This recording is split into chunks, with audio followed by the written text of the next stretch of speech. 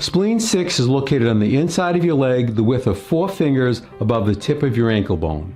To locate spleen 6, find the tip of your ankle bone, put your hand there and find the spot that is the width of 4 fingers just above it. Push in to find a point that is sensitive, sore, tender, or painful. That is spleen 6. Activate spleen 6 by rubbing the ear quickly 5 times.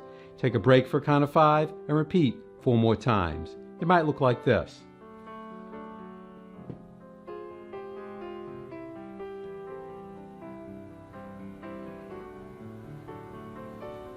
Or if you have a Tei Shin, it might look like this.